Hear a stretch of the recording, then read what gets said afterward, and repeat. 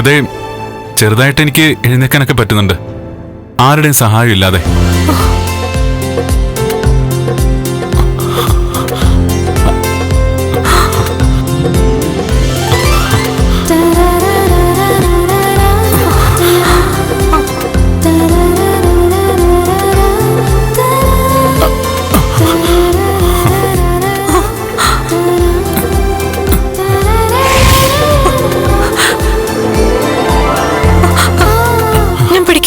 ഏയ് പിടിക്കണ്ട പിടിക്കണ്ട, അവൻ തനി എഴുന്നേറ്റിരുന്നോളൂ.